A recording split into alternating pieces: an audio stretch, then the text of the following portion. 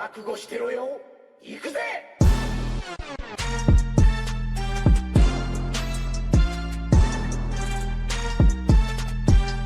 हे guys, super power battle explain के एक और Q&A एपिसोड में आप सभी का स्वागत है। तो आज हम कुछ सवालों के आंसर्स देने वाले हैं और वो सारे सवाल कुछ ऐसे हैं। और गाइस, आप में से काफी लोगों ने कमेंट सेक्शन पे काफी सारे इंटरेस्टिंग सवाल पूछे हैं, तो उन सवालों का आंसर्स भी बहुत जल्द इस चैनल की Q&A एपिसोड्स में मिल जाएगा। तो चैनल को सब्सक्राइब जरूर कर लेना, साथ में बेल आइकन को भी क्लिक कर देना। So now without wasting any more time, let's begin. Number 1, MCU Thor versus Abomination. तो अबोमिनेशन एक ऐसा मॉन्स्टर है जिसके पास superhuman strength, speed and regenerative healing factor होने के साथ साथ काफी अच्छा ड्यूरेबिलिटी भी है। वो हल्क की powerful punches, great height fall damage and military weapons की अटैक्स को बड़े आसानी से झेल पाया था। वही बात करें थॉर की, तो उसकी काफी सारे अमेजिंग फीट्स हम MCU में देख चुके हैं। लाइक लिटरली इन्फिनिटी स्टोन की अटैक से लेकर न्यूट्रॉन स्टार की फोर्स तक को वो सर्वाइव कर चुका है। थॉर ने अपनी कॉम्बैट स्पीड एंड स्ट्रेंथ को यूज करके हल्क को टक्कर दिया था, एंड जब अपनी थंडर पावर्स को वो यूज कर रहा था तब हल्क उसके सामने टिक नहीं पाया था, और उस समय थॉर अपनी पीक कंडीशन में भी नहीं था। अभी अगर इन दोनों की फीट्स को एनालिसिस करें तो नो डाउट अबोमिनेशन काफी ज्यादा स्ट्रॉन्ग है, एंड उसकी स्ट्रेंथ हल्क की बेस स्ट्रेंथ से ज्यादा है, और इसी वजह से वो थॉर को एक अच्छा खासा फाइट दे सकता है। लेकिन थॉर की स्ट्रेंथ काफी है अबोमिनेशन जैसे मॉन्स्टर को टेक डाउन करने के लिए, और थॉर पॉसिबली कोई भी वेपन्स एंड थंडर एनर्जी के बिना भी अबोमिनेशन को डिफीट कर सकता है। और अगर थॉर अपनी वेपन्स एंड थंडर एनर्जी को यूज करे तो अबोमिनेशन को वो बड़े आसानी से डिफीट कर सकता है। तो इस बैटल का विनर थॉर होगा। नंबर 2, कैप्टन मार्वल वर्सेस कल ऑब्सिडियन। तो कल ऑब्सिडियन बेसिकली ब्लैक ऑर्डर की स्ट्रॉन्गेस्ट मेंबर है। उसके पास काफी अच्छा स्ट्रेंथ एंड चेन हैमर जैसे डेडली वेपन है, और वो एक एक्सपर्ट कॉम्बेटेंट भी है। वही कैप्टन मार्वल MCU की one of the strongest super hero में से एक है। वो एनर्जी को अब्सॉर्ब करके अपनी पावर्स को और भी ज्यादा इनहेंस्ड कर सकती है, और उसकी स्पीड अवेंजर्स एंड गेम में सबसे ज्यादा था। कल ऑब्सिडियन स्ट्रॉन्ग तो है, लेकिन उसकी अटैक्स को स्पाइडरमैन ने अपने हाथों से ब्लॉक किया था, एंड ब्लैक पैंथर ने एक बार उसे नॉकआउट भी किया था। वही कैप्टन मार्वल एंड गेम में थैनोस को टक्कर दिया था, पावर स्टोन की पंच को सर्वाइव किया था, एंड थैनोस की जायंट एलियन शिप को उसने बड़े आसानी से डिस्ट्रॉय भी कर दिया था। तो यस, कैप्टन मार्वल फिजिकली काफी ज्यादा सुपीरियर है एज कम्पेयर टू कल ऑब्सिडियन, और कैप्टन मार्वल की स्पीड, एजिलिटी एंड रिफ्लेक्सेस भी काफी ज्यादा है एज कम्पेयर टू ऑब्सिडियन। तो इन दोनों की बैटल आई डोंट थिंक ज्यादा लंबा चलेगा, क्योंकि कैप्टन मार्वल को ज्यादा टाइम नहीं लगेगा कल ऑब्सिडियन को डिफीट करने के लिए। Number 3, Saitama versus comic Thor. तो कॉमिक्स में थॉर काफी ज्यादा स्ट्रॉन्ग है। वो गैलेक्टस एंड फिनिक्स फोर्स जैसे पावरफुल ओपोनेंट के अगेंस्ट लड़ चुका है। उसकी स्ट्रेंथ इतना ज्यादा है कि वो वर्ल्ड सर्पेंट को लिफ्ट कर चुका है, एंड वर्ल्ड इंजन को पुश भी कर चुका है। वो अपनी एक स्ट्राइक से प्लेनेट को डिस्ट्रॉय कर सकता है। उसके पास god blast and warrior madness जैसे पावरफुल एंड डेडली एबिलिटीज भी है। वही बात करें साइतामा के बारे में, तो ऐसा कहा जाता है कि उसकी पावर्स की कोई भी लिमिट नहीं है। साइतामा बड़े से बड़े ओपोनेंट को अपनी एक पंच से डिस्ट्रॉय कर सकता है। उसने बोरोस जैसे एक प्लेनेट बस्टर लेवल की कैरेक्टर को डिफीट किया है। तो ये साइतामा काफी ज्यादा स्ट्रॉन्ग है, लेकिन मुझे नहीं लगता कि वो कॉमिक वर्जन ऑफ थॉर को डिफीट कर सकता है। थॉर की कुछ वर्जन्स ऐसे भी है जो कि साइतामा को एक पावरफुल ब्लो से नॉकआउट कर सकता है, लेकिन Saitama comic version of base Thor को एक अच्छा खासा फाइट दे सकता है। लेकिन at the end of the day Thor इस बैटल को जीत जाएगा because of his powerful abilities जैसे कि unlimited storm energy projection, warrior madness and god blast. इसके अलावा साइतामा की most powerful feats base Thor की मोस्ट पावरफुल फीट्स के आसपास भी नहीं है। नंबर 4, क्या सुपरमैन न्यूट्रॉन स्टार की हीट को सर्वाइव कर पाएगा या नहीं? तो इसका आंसर है यस।